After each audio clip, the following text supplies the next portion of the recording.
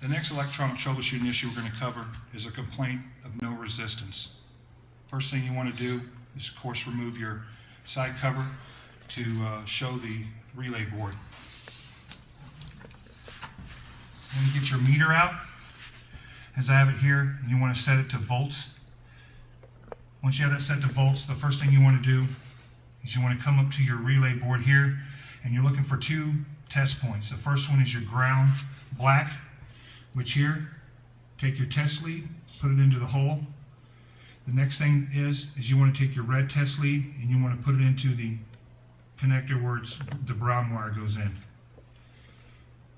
Once you do that there, I'm going to have my assistant here, Tom, come over, and I want him to hit the increase button on the console. We're looking for voltage here on these connection points. As you see here, we get 10.5 volts. If you get 10.5 volts, that means that your connection is good. The next thing you want to do, if you had received no volts there, you want to check your cables, and ultimately you would replace your console if you received no power there. Since we did get power there, we need to move to our next connection point. The next thing we want to test is we have an issue with the freewheeling of the stairs. So that for that test there, you want to take your leads. Of course, you want it on volts. You want to take your black into your test point, the ground. Stick it there. The next one, you want to take your red lead and you want to put it on your tack. You want to hold it there on your tack. And I'm going to ask Tom to assist me with this, and we want to rotate the stairs. Right there, we got volts on there. That tells you that that's good, that you're getting power across there. So if you're getting power across there with the staircase rotating, that means that's good. You have the power there. If you had received no power there, the thing you would do is you would replace the alternator brushes inside the alternator if you had received no voltage across those two test points. The next thing we want to check for a no resistance issue, the next component would be the alternator. You want to check it with your ohms, your meter set to ohms, which of course is the upside down horseshoe as you can see here. Before you can check your alternator though for an ohm reading, the first thing you need to do is disconnect 3 of the wires. The first one you're going to disconnect is your brown field wire, your white B+ wire, and of course the blue tack wire. I've loosened up the nut. I'm going to remove it now. Remove the nut, remove the wire. Now that you have those 3 wires disconnected, you can take your leads. You want to put your black lead onto your B+. You have a little hole there. You can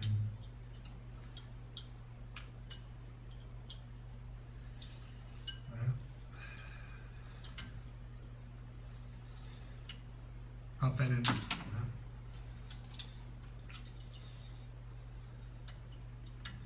Pop that into there. You take your red lead, pop it into your fill, which is where your brown wire connects, and you're looking for around 4 ohms. We got 419, which is perfect. That tells you right there that your alternator tested good. If you had not if you have not gotten around 4 ohms, maybe it was down into 2s or higher than 5 or 6, then that would tell you that you need to look at your alternator brushes and replace your alternator brushes if they're worn. Since that tested good, you want to reconnect your wires. Make sure you connect them back where they go properly. Your white wire goes back to your B+. Your brown wire goes back to your field. And your blue wire goes back to your tack terminal. You put your wire on. Take the nut.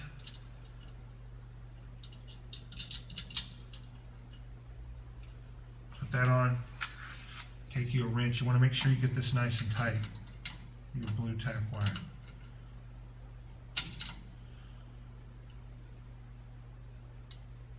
Got that tight? That completes your alternator test. The next component that we want to test for a no resistance issue will be the load resistor. As you can see in here, we have a large load resistor across here. You have three wires connect to it. On one side you have your B positive, which is your white wire, and you have your black ground wire on this side. We want to check for an ohm reading across there, and you're looking for about 0.5 to 0.7 ohms. Take your leads. You want to put your red lead to the white wire in the back. You want to take your black lead across the black connection here, and you're checking for, like I said, about 0.5 to 0.7 ohms, and we're getting a 0.7 ohm reading on our meter. Let me show you that again. You're getting a 0.7 reading. That tells you there that your load resistor is good on this test. So if you're having a no resistance issue, you just verify that your load resistor is good, so that component is good, so you would know that that checked across fine.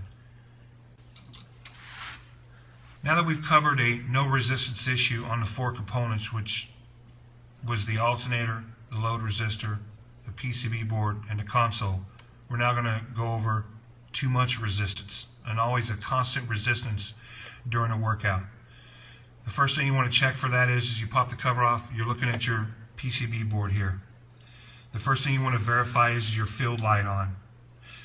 If the field light stays on during a workout, or even after a workout is completed, and I'll show you how the field light comes on. As soon as you start the steps rotating, your field light comes on. In about 5 to 10 seconds, as you can see there, the field light goes out. If the field light does not go out, that would tell you that your console is bad, and bad meaning that you're getting a constant power back to the console. There's no change in resistance. It's a full load. So I'll do that again. You feel the steps kick in, your field light comes on. It should go off in around 5 seconds. As it does, that tells you that your console is good. If like as I said, the complaint was there was constant resistance, then we verified there that your light stays on all the time there. So if it doesn't go out, that tells you you have a bad console.